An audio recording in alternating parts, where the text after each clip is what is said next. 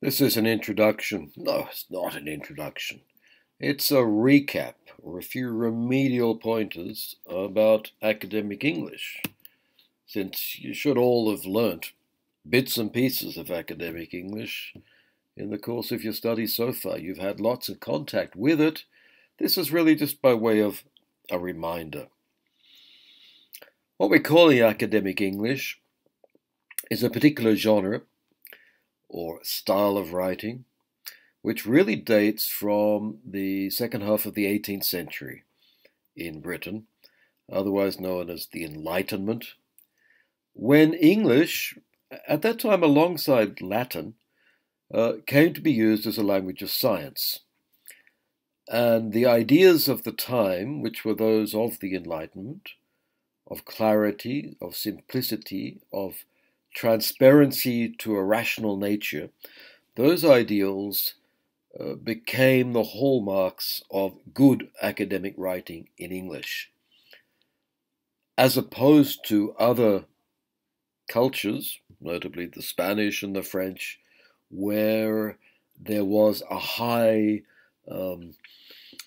Baroque, complicated style of writing with elegance and turns of phrase which were different from that of colloquial speech. And that still exists very much in French. It's a beautiful thing in French, I find. But English doesn't have that. In English, good writing is simple, clear, transparent to nature. We would have those values as being the ideals of the language. The reading that we have talks about it as being a precise and objective language. It also has to do with Protestant ideals of the Word of God being available to people, so the Bible was translated close to the language that people could understand and not in an elevated, complicated style, which is what you find in the Catholic cultures based on mediation. That is, between you and God, you've got all the hierarchy of the church, who's going to interpret the text for you. In Protestant culture, it's you and God, and you make sense of the text. There are other reasons as well for it. But there you've got it. Now, what's interesting is that the ideals of a clear objective language create the illusion of objectivity. Language is never clear or transparent in nature. Language is a highly imperfect instrument for describing the complexity of nature, and yet English retains some features that enhance and maintain that illusion of objectivity. One is a preference for the simple present wherever possible. It is, it grows, it reads. The simple present is a universal truth. It's simple and universal, like universal reason. It's not attached to an ongoing action or a progressive process or historically located action.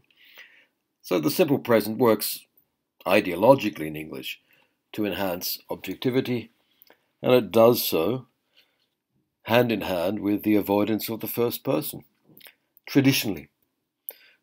Traditionally, 19th century, most of 20th century academic prose would strive to avoid the I. You can't say, I have read this book and I think that. You would tend to say, the book was read and opinion is that. Or any other structure that would avoid reference to the first person singular. In some subgenres of academic English, you still find a preference for the royal we, where the first person, the author, speaks as a we. Here we find that. We are not convinced that, etc. And that's a convention that had its day and age. In the exact sciences, you still find that we being used, but often that's because there are several people authoring the paper, so it's not a lie in that sense. But still, we find this preference for the elimination of the first person, which leads to a logical preference for the passive, because the passive can delete the agent. The book was read. I don't have to say who read it. The research was carried out. I don't have to say who did it or when. This passive structure enables us not to say who did it, because if we have to say who did it, then the subjectivity of the process is immediately visible. So these features here, simple present, first person, and the preference for the passive, all enhance the illusion of objectivity. And you're invited to do that. At the same time, academic English would not use linguistic features that are excessively spoken or colloquial, especially in the sense that colloquial language is regional. If I'm writing academic English, I would tend not to use, for example, very Australian expressions or low-class slang expressions. Some of my students have been saying in their academic English, X is way better than. No, way, that's oral, particularly American. You wouldn't do that here. Anyways, for however, anyways, that's also spoken and colloquial. And things like, it's really awesome. I think Shakespeare's really awesome. That's fine for speaking with American kids on the street, but is not what you're going to do in formal academic English. Okay. I should point out here that times are changing. Increasingly, if we recognize that our research is historically grounded, that what we do is done in a particular time and a place for a particular reason, for a particular reader, it's becoming acceptable to use the first person. And in fact, with my doctoral students these days, I encourage them to start the introduction in the first person to explain really clearly and honestly why they are doing this research and what their personal involvement is in it. So we're challenging that traditional rationalist objectivity by recognizing that we are engaged in an activity which is producing knowledge that is grounded in a particular time and place. So personally, I accept the first person in its place. If you stress it too much, then it becomes an essay or an autobiography of your intellectual development, and that would not be academic English. Okay, so the first person singular has its place when you are explaining your own particular relation to the object of knowledge, but should not be continued over a whole chapter, for example. That's where we get into the conflict with current norms. There's a movement in English, it has been for the past 30 years or so, to make bureaucratic English, official English, clearer to the population. And that's brought in a set of rules that actually conflict with the traditional rules of academic English. One of them is the first person, so that's becoming acceptable. It's also becoming acceptable to even use the we and the you to involve the reader in the process. To use a you, as you can see in this text, it's acceptable, but it's still a little shocking if you're in a formal environment or a formal niche of academic English, but it can be done. And there's a tendency to use more orality and colloquial forms to keep a text lively and interesting, to keep people involved in reading the text. I just point that out as being a tendency in English, and it's corrupting, it's creating conflict with the traditional norms. You wouldn't want to go too far there unless you're very, very sure of what you're doing. Here are some of the simple rules or guidelines about academic English. Sentence length. Look, in some languages, it's Spanish, I think, and French, and German. It's really cool to have a super long, complex sentence with lots of subordination. It really impresses. Not so in English. In English, if you can make a long sentence shorter, Do it. It makes it clearer. The long sentence will not impress anybody. So there you go. As short as possible, as long as necessary, but no longer. You should have, in academic English, you should have a subject and a verb. A sentence without predication is too spoken, really. For example, rhetorical question, how can this be done? Rhetorical answer, hard to say. That hard to say doesn't have a predication. It's implied it is hard to say. But in academic English, you would have to say it is hard to say. You would have to put in the predication. Okay, you'd have to be formal, at least to that extent. Tense, as I said, the present tense is there wherever possible. As mentioned previously, if you're talking about texts, evidence, statistics, things that exist in the present, you'll talk about them in the present, okay, including the text that you're writing. So, table 2 shows, right? It's not is showing or has showing or will show. The first line of the poem is, even if the poem was written in 1605. In brackets, see table 2, you see table 2, okay? It's an imperative in the present. And the golden rule is use the simple present as far as possible.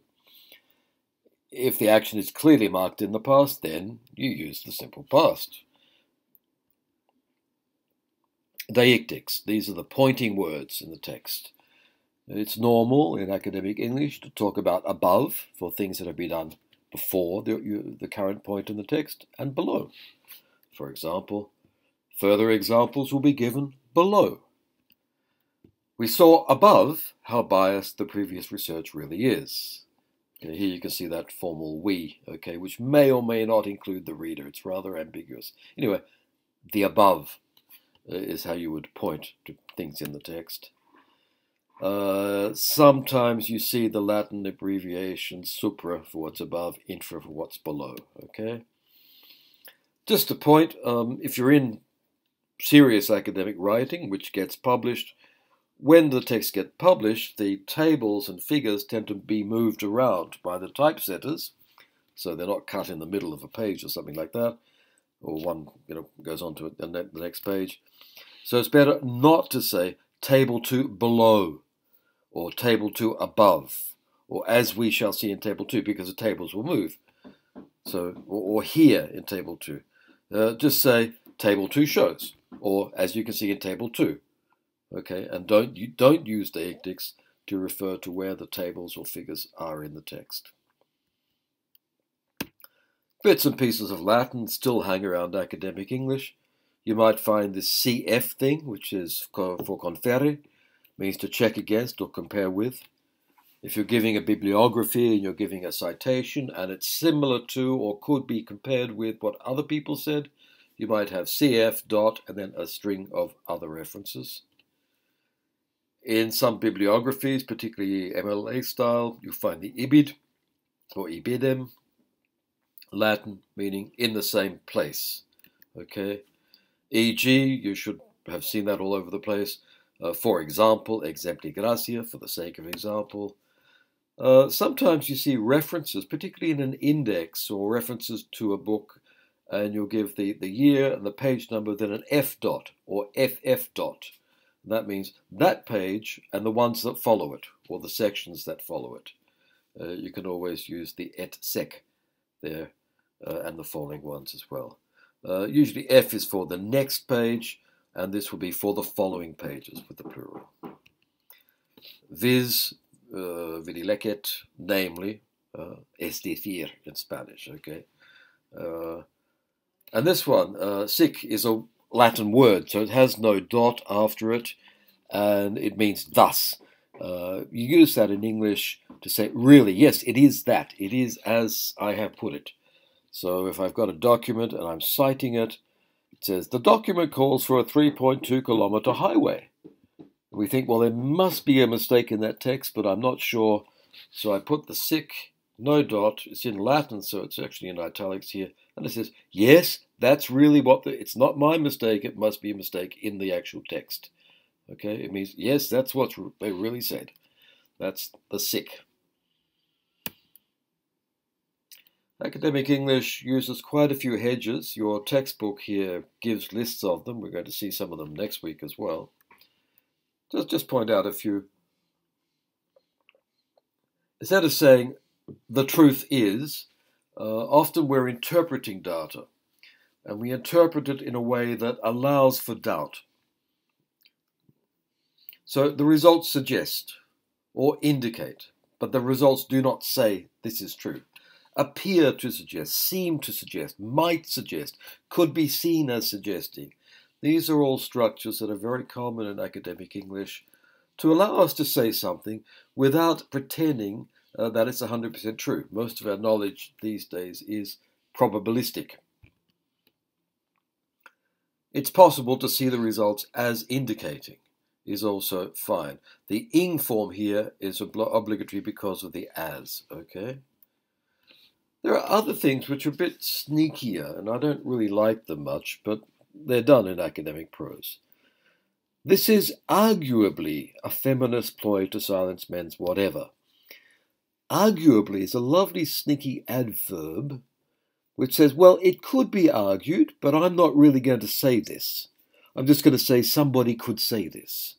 It's a nasty way of putting in some of the least justifiable propositions and saying them without saying them. But it can be done. And this is another way of doing something similar. It is scarcely an exaggeration to say that. What do we say? It's scarcely an exaggeration to say that there are very few translations into English. Well, it's not true. But here the person is saying something without saying something. It says, well, it could be an exaggeration, but not much of an exaggeration. But anyway, you can't nail me down to this because I said it's scarcely an exaggeration. Okay, these are quite sophisticated hedges, the stuff of the ideology of academic English. One of the important things, especially when you're going from Spanish and Catalan into English, is to reduce redundancy. Redundancy just means you're saying the same thing twice, okay? So, don't say, the results in Table 2 clearly indicate that, if you can say Table 2 clearly indicates that. Because what the hell is there in Table 2? The results.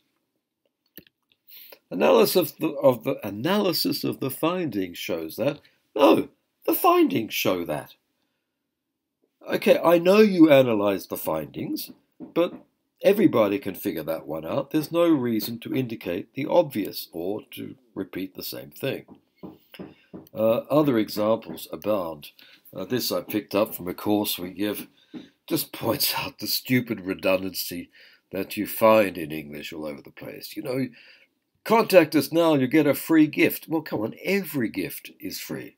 An armed gunman rushed in. Well, if he's a gunman, then he's got an arm, all right? You'll get an added bonus. Something comes to a complete stop. What kind of stop is not complete? Let's join together. Well, if you join each other, you join together anyway. And then repeat again, and so on. Okay, you can see there's a lot of mindless redundancy in the English language. Get rid of it if and when you can. Here's a lovely example. This is from a real scientific paper done at our university, I think. I've taken this from Kevin Costello, who was working in our language service department, and whose job was at the time to fix up this kind of prose.